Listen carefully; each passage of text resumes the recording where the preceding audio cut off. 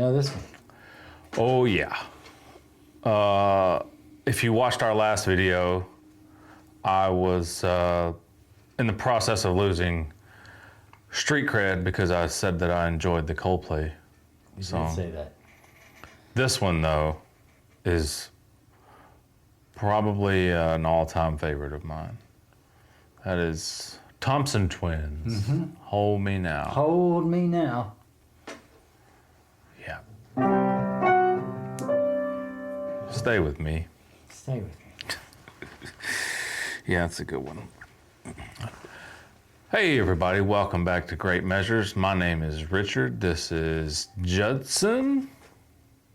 We're going to flip it. Great measures. We're going to flip it. Flip it. We're going to flip it. You're gonna show me I'm something. going to show you a song by Angine De Poitrine called Sarniezz, I think is how you pronounce it. Okay. Okay. It's an instrumental Say song. it again. Which part? Both. Angine De Poitrine, Okay. Sarniezz. Sounds good to me. Let's do it. All right. This is Angine De Poitrine with Sarniezz. Ready to roll? Proceed, me. Ce mode de construction. Par exemple, son confort thermique. La maison reste fraîche en été et garde la chaleur l'hiver.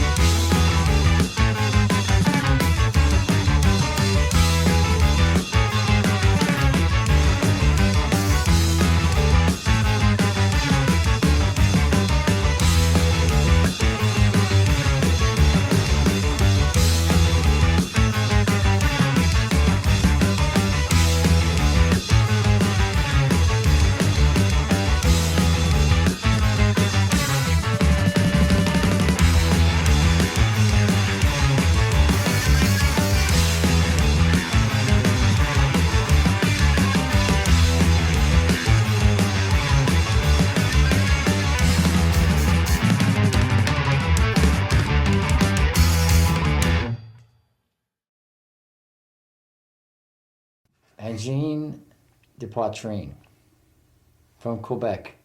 They're a duo. No one knows who they are, supposedly. Okay.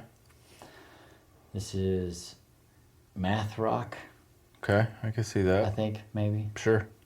They cite their influences as people like King Gizzard King Gizzard and the Lizard Wizard, Frank Zappa, John Scofield. I hear Zappa. Mm-hmm. Yeah. I could hear some Geddy Lee in the bass line, being from Canada, probably. Their name, Some Angine influence De there. Poitrine, Mm-hmm. is a French term for angina pectoris, a medical condition characterized by severe chest pain, pressure, or tightness. It is a symptom of heart disease caused by reduced blood flow and insufficient oxygen to the heart muscle, often signaling a high risk of a heart attack. It's a pretty good description because if I had listened to any more of that, I would have been having some chest pains myself. And the song Sarniezz is slang for a phrase that means joking or fooling around again. Okay. So that's just them fooling around. Yeah, that's okay. What did you think of the music, Richard? I mean, honestly, I don't know what to think. It's mind melting. I am a big fan of looping, and I'm always impressed by somebody who can do that at that level.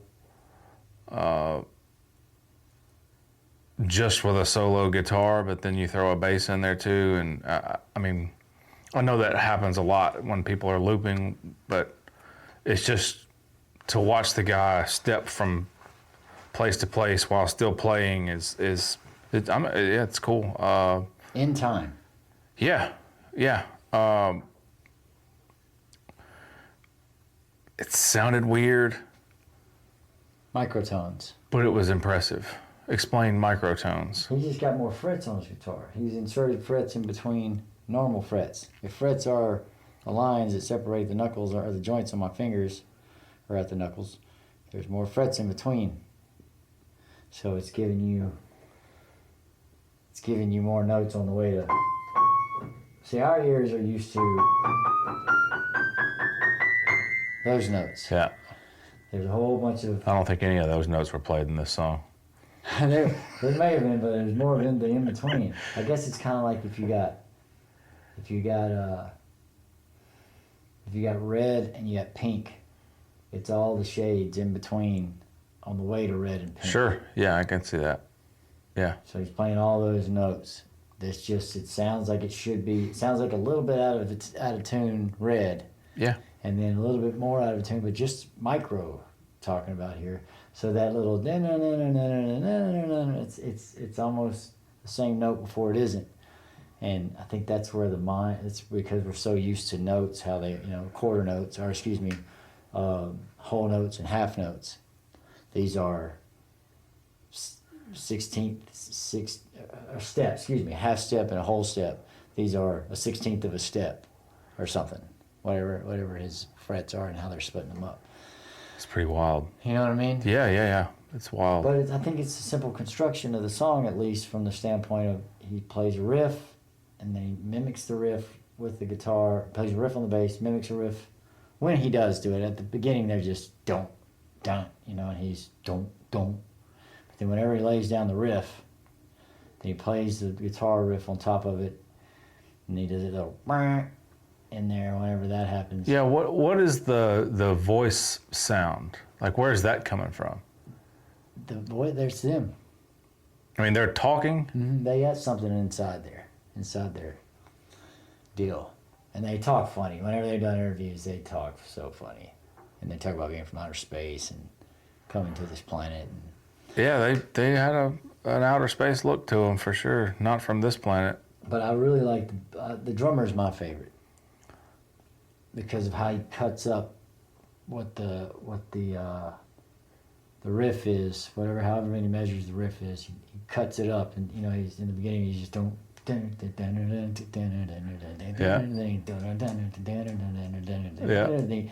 And then so he decides how long the measures go for the length of the riff, and then he'll make it he'll end the beat he'll end the beat on a different time. Like they're jumping different time signatures with the same riff going on. Mm-hmm. And what I guess I'm impressed by is how he's looping. Sounds like he's taking certain ones out. Yeah. And playing another one, and then taking this thing out, and then Yeah. and then he towards the end he had everything sort of matched up together. Mm-hmm. But then it sounded like at one point he takes the bass out when they do the little break when they're doing the. Yeah. But he's still having the da-na-na-na-na. I wonder if he can. I'm sure you can with all the tools now, but take out a section of it. Maybe it sounded like it would skip the da-na-na-na-na-na-na-na-na-na-na. He would just take the end of it. I don't know.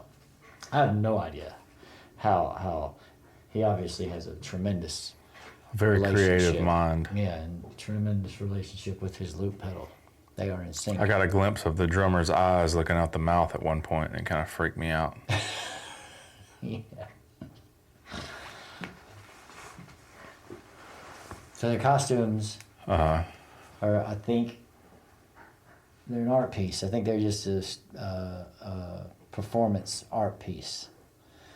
Absurdist, sort of like from Dadaism, which is an art movement that was crazy stuff. Crazy stuff. What do their specific costumes and outfits and aesthetic, does it have any sort of specific symbolism? Like the dollar signs over the eyes, the drummer's dangling participle on his face. Dangling participle. That's funny. I don't know. I don't know what I'm wondering if it's just from this art movement, which is taking things that don't seem like they should be together and putting them together, like a sync with the ears or whatever. They have, but then there's the light and the dark. There's the yin and yang thing going on. Polka dots. They're painted with polka dots. And they have the symbol, the eye of Horus, it seems, a pyramid or whatever. Mm-hmm. That whole all-seeing eye. Yeah, I think it's even on the back of the drummer's cape, maybe. Probably. Yeah, somewhere back there. So I'm sure there's, I don't know if they're messing with Freemason stuff with the red and the white, the white and the black. And then, I don't know, the dollars, dude, I don't know. I think it's supposed to make you just look at it and try to figure it out. If it's supposed to make your mind melt, then they succeeded with me. I think that's what they're trying to do. Because it melted my brain. Yeah. Yeah. Yeah, the drummer, they're fun to look at. I think they're fun to look at, and most people, they get caught watching them. That's just what happens. They just get caught staring at it and their brain's trying to process it. But I'm wondering if it's so creative that it almost, as I was thinking about it more and more, because they've blown up. These guys are huge. Yeah. Mm-hmm. Now, we're staring at our phones, and this is cool. You can jam to this music, and they got other music. I mean, it's jamming stuff, but it does rely on repetition. Yeah. Yeah. I got lost in it a few times. And then just thinking about if you unfocused your eyes and you were looking at them, it's white and black, and they got dots all over them. It's almost as if it's an image that you can unfocus your eyes and another image would appear. Yeah. Mm-hmm. But I can't remember what those things are called. But I wonder if they're playing with the idea of it's original, but it's also constructed in repetitiveness. It has to be. It's one idea, basically, that they repeat over and over in some fashion, and they're using a machine to do it. So I wonder if they're thumbing their nose. Basically, it's organic, but it's completely not. Yeah. It's worth looking at. You should look at this, but then don't. Right. It's a trap, Mm-hmm. Yeah. It's pretty smart, at least it seems, because there's. Yeah, they put a lot of thought into it for sure. I think it's sort of a walking art, a playing art installation. Yeah. performing artist. So you gotta hear him talk. You gotta look up a video of him. It's fucking weird. Is it? Yeah, yeah. And it's funny. I mean, it's there. I think this was a joke. At least I mean, who knows? I've read some stuff where this was just them screwing around and then it just blew up. But then there's this old video of two guys playing in France somewhere, or maybe it's in Canada, or maybe somewhere overseas, I thought. And it's just heavier metal. And it's just the two of them, but there's some people think it's them, but who knows? Angine De Poitrine. Yeah, they angined my poitrine. That's all I got. I just wanted you to see it. Yeah, my poitrine is angined. Well, I'm sure they'll appreciate that. Yeah, they got me. That's wild. Thanks for watching, everybody. We are Great Measures. My name is Richard. This is Judson. That was Angine De Poitrine with Sarniezz. yeah, that Great Measures. Have a wonderful day, everybody.